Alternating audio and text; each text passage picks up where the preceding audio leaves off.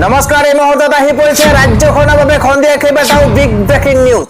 আজি 18 ছেপ্টেম্বৰ। অসমৰ লগতে ভাৰতৰ বিভিন্ন প্ৰান্তৰ পৰা এনেধৰণৰ খবৰসমূহ নিতৌ চাবৰ কাৰণে চেনেলটো ছাবস্ক্ৰাইব কৰি ভিডিঅ'টোত এটা লাইক কৰি দিব। এই মুহূৰ্তত জনাই আছো এটা গুৰুত্বপূৰ্ণ খবৰ। দুৰ্গা পূজাৰ নামত কোনেও এবাৰ চান্দা তুলিব নোৱাৰিব।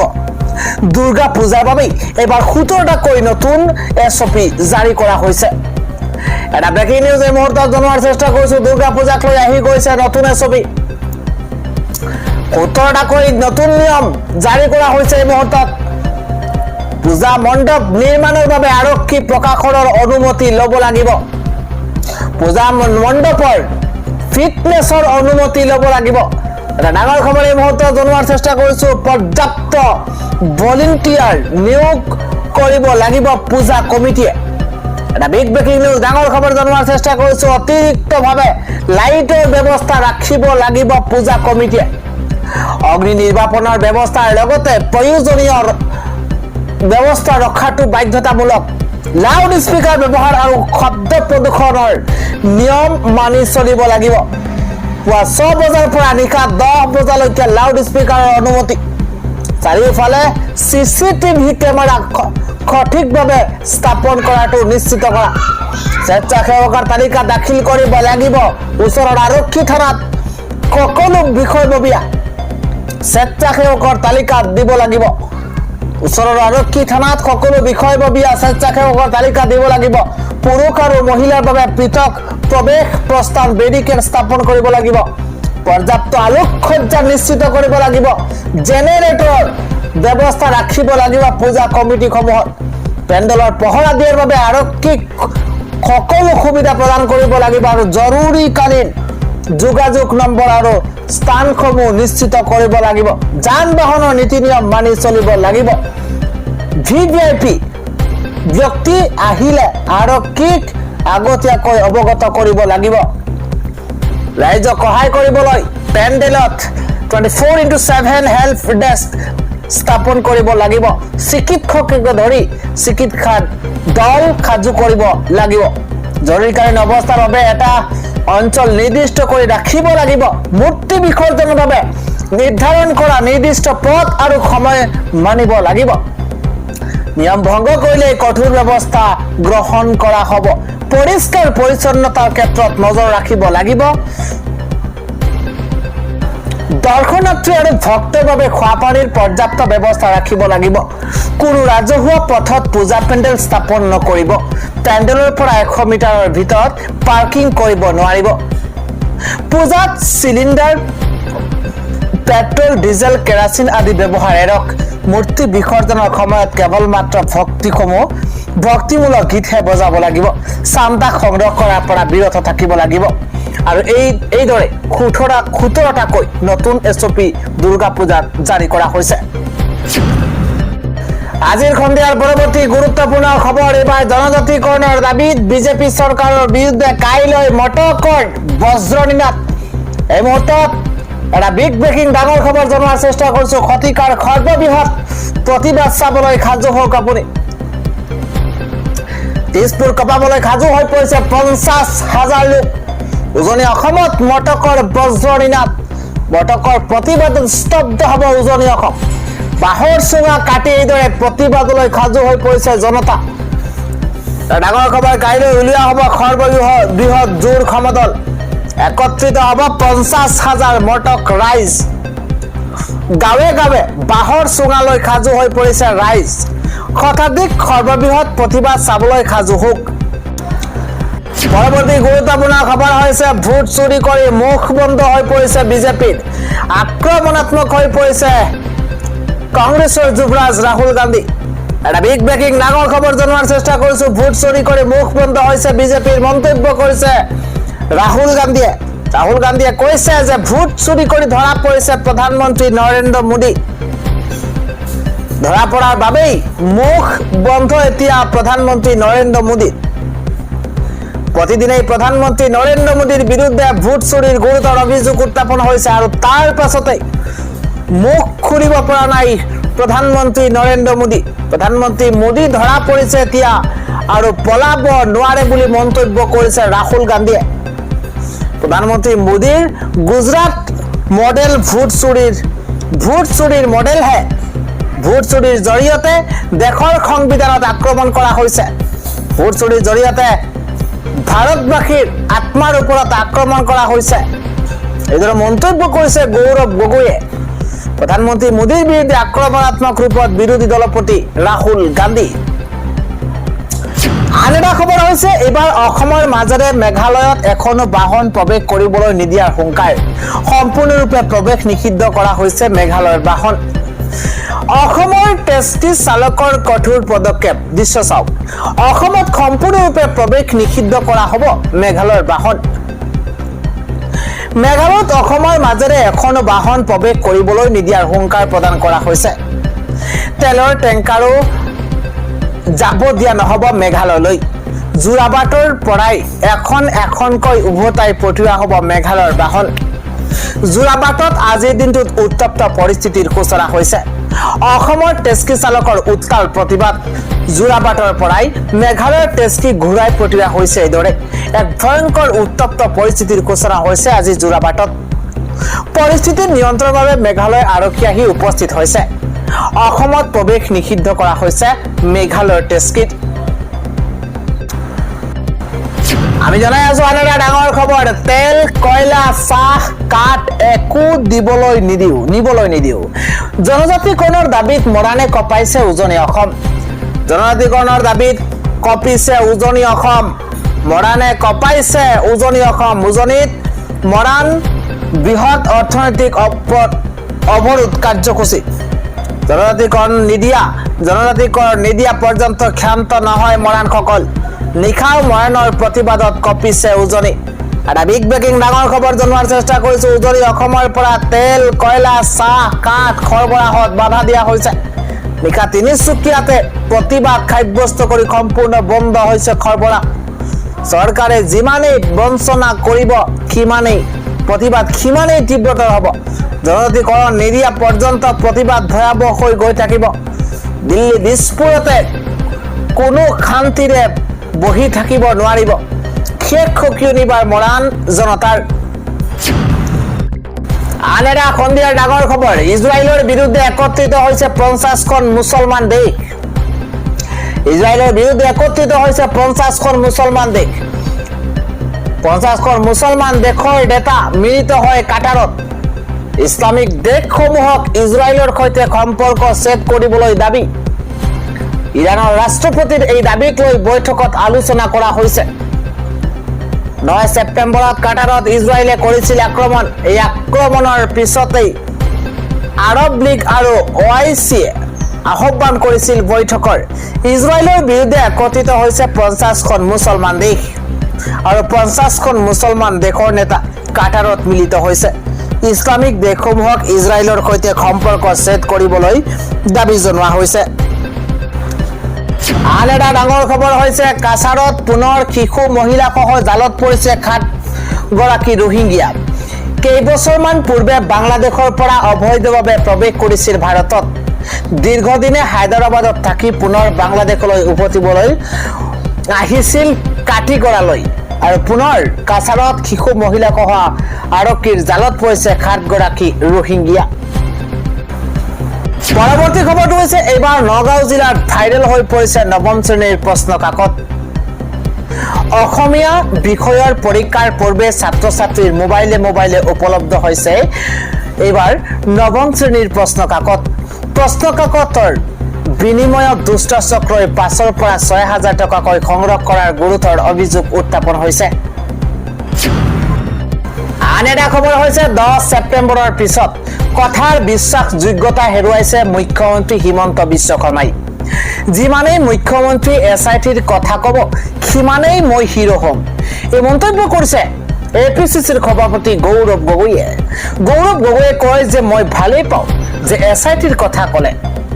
মুখ্যমন্ত্ৰী হিমন্ত বিশ্ব শৰ্মা পুনৰ প্ৰত্যুত্তৰ APCCৰ সভাপতি গৌৰৱ গগৈ। এবাৰ বিজেপি দলক মাটিৰ লোভিয়া আখ্যা দিছে গৌৰৱ গগৈয়ে। বিজেপিৰ ভিতৰত আছে গৰু চোৰ, ভোট চোৰ আৰু মাটি চোৰ 10 ছেপ্টেম্বৰৰ পিছত কথাৰ বিশ্বাসযোগ্যতা হেৰুৱাইছে হেনো মুখ্যমন্ত্ৰী হিমন্ত বিশ্ব শৰ্মাই যিমানে মুখ্যমন্ত্ৰী এছআইটিৰ কথা ক'ব সিমানে মই হিৰো হ'ম বুলি মন্তব্য কৰিছে এপিচিচিৰ সভাপতি গৌৰৱ গগৈয়ে আন এটা খবৰ অসম বিজেপিৰ বিৰুদ্ধে খৰব হৈ পৰিছে আছাদুদ্দিন ওৱেইচি অসম বিজেপিয়ে প্ৰচাৰ কৰা এটা এআই ভিডিঅ'ত মুছলমানক লক্ষ্য কৰি লোৱাৰ অভিযোগ উত্থাপন হৈছে ভিডিঅ' প্ৰচাৰৰ পিছতে দেশজুৰি বিতৰ্কৰ সৃষ্টি হৈছে ভিডিঅ'টো দেখুওৱা হৈছিল যে বিজেপি নাথাকিলে কি হ'ব অসমৰ পৰিস্থিতি ভিডিঅ'টোক লৈ জাঙুৰ খাই উঠিছে এআইএমআইএমৰ সাংসদ আছাদুদ্দিন ওৱেইচি ভিডিঅ'টোক লৈ জাঙুৰ খাই উঠিছে এআইএমআইএমৰ সাংসদ আছাদুদ্দিন ওৱেইচি বিজেপি নাথাকিলে মুছলমান সংখ্যাগৰিষ্ঠ হ'ব বুলি দেখুওৱা হৈছে ভিডিঅ'টোত এয়া বিজেপিৰ ঘৃণনীয় হিন্দুত্ববাদী মতাদৰ্শ তেওঁলোকৰ সপোন হৈছে মুছলমান মুক্ত ভাৰত তেওঁলোকৰ সপোন পাটনা উচ্চ ন্যায়ালয়ে কংগ্ৰেছক নৰেন্দ্ৰ মোদী আৰু মাতৃৰ এআই ভিডিঅ' আঁতৰোৱাৰ নিৰ্দেশ দিছে অসম বিজেপিৰ ক্ষেত্ৰতো দৃষ্টান্তমূলক ব্যৱস্থা লোৱা উচিত অসম বিজেপিৰ বিৰুদ্ধে খৰব হৈ পৰিছে এইদৰে আছাদুদ্দিন ওৱেইচি পৰৱৰ্তী খবৰটো হৈছে ইভিএমক লৈ নিৰ্বাচন আয়োগে দিছে নিৰ্দেশনা বিহাৰ নিৰ্বাচনত কাৰ্যকৰী হ'ব নতুন গাইডলাইন এতিয়াৰে পৰা ইভিএমত দেখিবলৈ পাব ৰঙীন প্ৰাৰ্থীৰ ৰঙীন ফটো 9টাকৈ নিয়ম আনিলে নিৰ্বাচন আয়োগে প্ৰাৰ্থী চিনাক্তকৰণৰ বাবে এই সিদ্ধান্ত নিৰ্বাচন আয়োগৰ 9টাকে ধৰি সকলো প্ৰাৰ্থীৰ নাম একে ফণ্টতে ছপা কৰাৰ নিৰ্দেশনা দিয়া হৈছে এছআইৰ মাজতে এই জাননী জাৰি নিৰ্বাচন আয়োগৰ আন এটা ডাঙৰ খবৰ হৈছে বাঘখেনা অসমৰ জনপ্ৰিয়তা গোটেই অসমত চলিছে মই কাকো ভয় নকৰো অসমত বাঘখেনা গঠন কৰিমেই পুনৰ বাঘখেনাৰ নেতা ইউনুছ তামুলীয়ে হুংকাৰ প্ৰদান কৰিছে এটা বিগ ব্ৰেকিং ডাঙৰ খবৰ জনোৱাৰ চেষ্টা কৰিছো বাঘখেনা অসমৰ জনপ্ৰিয়তা গোটেই অসমত চলিছে মই কাকো ভয় নকৰো অসমত বাঘখেনা গঠন কৰিমেই বুলি মন্তব্য কৰিছে ইউনুছ তামুলীয়ে মই কাকো ভয় নকৰো অসমত বাঘখেনা গঠন কৰিমেই মোক গালি পৰাখিনি আশীৰ্বাদ বুলি গ্ৰহণ কৰিছো অসমৰ যিকোনো প্ৰান্তৰ পৰাই বাঘখেনা গঠনৰ অধিকাৰ আছে সেই অধিকাৰ মোক ভাৰতৰ সংবিধানে প্ৰদান কৰিছে একাংশ সংবাদ মাধ্যমে হিন্দু মুছলমান কৰি আছে পুনৰ বাঘখেনা নেতা ইউনুছ তামুলীয়ে এইদৰে হুংকাৰ প্ৰদান কৰা পৰিলক্ষিত হৈছে আন এটা খবৰ হৈছে চৰকাৰী বিষয়াৰ টকা বিচাৰিলে দিয়ক আপুনি অভিযোগ দুৰ্নীতিগ্ৰস্ত বিষয়াৰ বিৰুদ্ধে কঠোৰ হৈ পৰিছে ৰাজ্যৰ মুখ্যমন্ত্ৰী হিমন্ত বিশ্ব শৰ্মা চৰকাৰী বিষয়াৰ টকা বিচাৰিলে আপুনি অভিযোগ দাখিল কৰক চৰকাৰে মুকলি কৰিছে হেল্পলাইন নম্বৰ দুৰ্নীতিগ্ৰস্ত বিষয়াৰ বিৰুদ্ধে কঠোৰ হৈ পৰিছে ৰাজ্যৰ মুখ্যমন্ত্ৰী হিমন্ত বিশ্ব শৰ্মা চৰকাৰী বিষয়াই টকাও ল'লে পৰিব এতিয়া বিপদত যাব লগা হ'ব পাৰে জেললৈ চৰকাৰী বিষয়াই টকা ল'লে বিপদত পৰাটো নিশ্চিত মুকলি কৰা হৈছে 6টাকৈ বিশেষ ফোন নম্বৰ হোৱাটছআপ নম্বৰ মুকলি কৰা হৈছে আমি প্ৰতিটো তথ্য জনোৱাৰ চেষ্টা কৰিছো দুৰ্নীতি নিবাৰক শাখাই মুকলি কৰিছে এই নম্বৰকেইটা আপুনি নোট কৰি থওক চৰকাৰী বিষয়া যদি আপোনাৰ পৰা টকা বিচাৰিছে অভিযোগ দাখিল কৰক এইকেইটা বিশেষ নম্বৰ 60 প্ৰথমটো নম্বৰ 60269031148 ক্ষমা কৰিব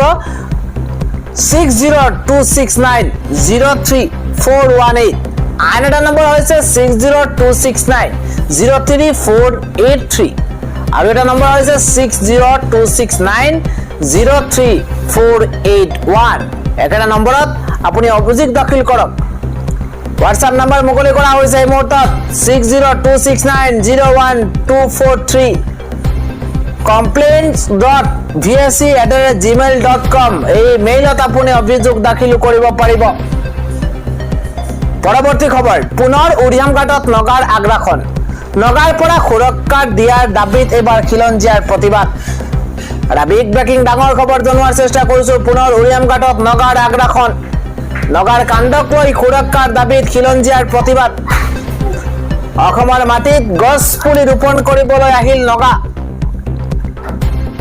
অসমৰ মাটি নাগালেণ্ডৰ বুলি দাবী কৰিছে নগা লোকে মেৰাপানীৰ চিট ফাৰ্মত ৰোপণ কৰিবলৈ আনিলে পাম অইলৰ পুলি নগৰ আগ্ৰাসনৰ পিছতে সুৰক্ষা প্ৰদানৰ দাবী দল সংগঠনৰ পৰৱৰ্তী খবৰটো হৈছে অৱসৰ ল'ব নেকি প্ৰধানমন্ত্ৰী নৰেন্দ্ৰ মোদীয়ে ৰাজনৈতিক জীৱনৰ পৰা অৱসৰ ল'ব নেকি প্ৰধানমন্ত্ৰী নৰেন্দ্ৰ মোদীয়ে ৭৫ বছৰৰ পাছত সকলো ৰাজনৈতিক ব্যক্তিকে অৱসৰ ল'ব লাগে বুলি নিৰ্ধাৰণ কৰিছিল বিজেপিয়ে খুদ প্ৰধানমন্ত্ৰী গৰাকীয়ে অন্য ৰাজনীতিকৰ বাবে ৭৫ বছৰক নিৰ্ধাৰণ কৰিছিল অৱসৰৰ বয়স লালকৃষ্ণ আদৱানী মুৰলী মনোহৰ যোশীক ৭৫ বছৰত অৱসৰ লোৱাৰ নিৰ্দেশ দিছিল প্ৰধানমন্ত্ৰী নৰেন্দ্ৰ মোদীয়ে শেহতীয়াকৈ আৰএছএছৰ প্ৰধান মোহন ভাগৱতে ৭৫ বছৰৰ পাছত ৰাজনীতিকক অৱসৰ ল'ব লাগে বুলি মন্তব্য কৰিছিল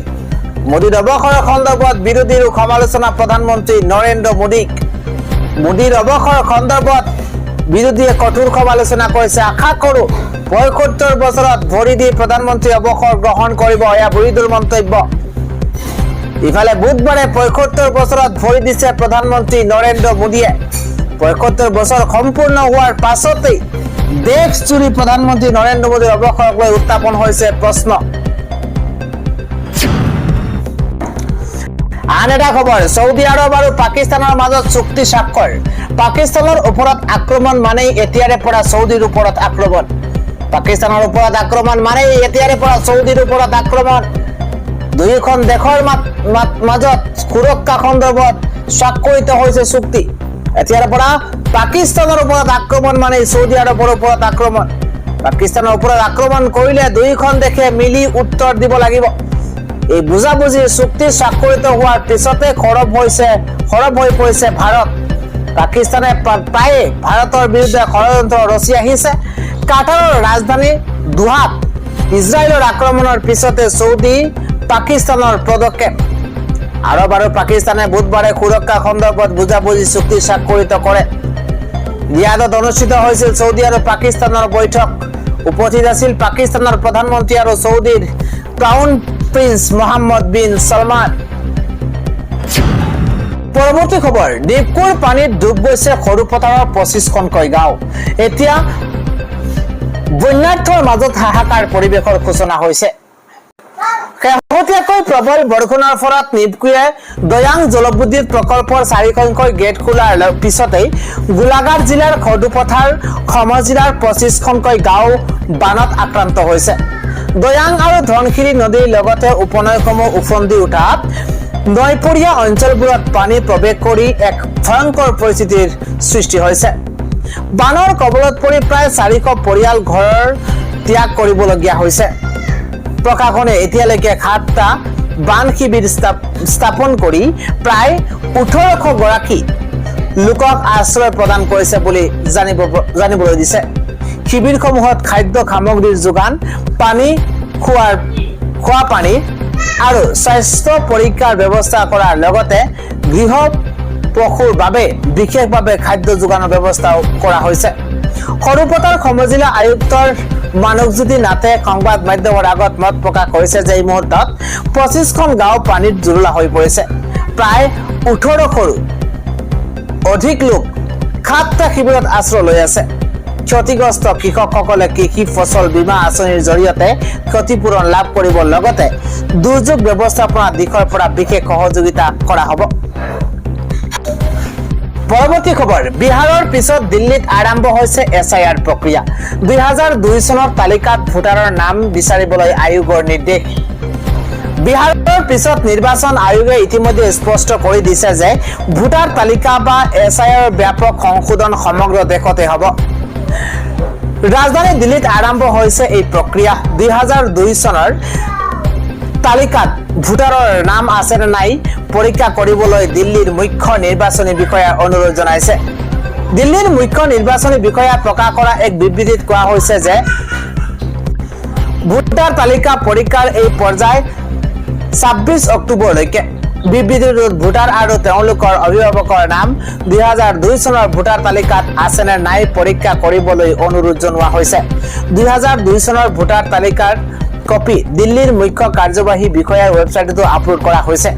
আয়োগে জনাইছে যে যদি কাৰোবাৰ নাম নোহোৱা হয় তেন্তে বৈধ নথিপত্ৰ সাজু কৰি ৰাখিব লাগে যাতে তেওঁলোকে পৰীক্ষণৰ সময়ত কোনো সমস্যাৰ সন্মুখীন নহয়। অৰ্থাৎ দিল্লীতো SIR প্ৰক্ৰিয়া আৰম্ভ হৈছে।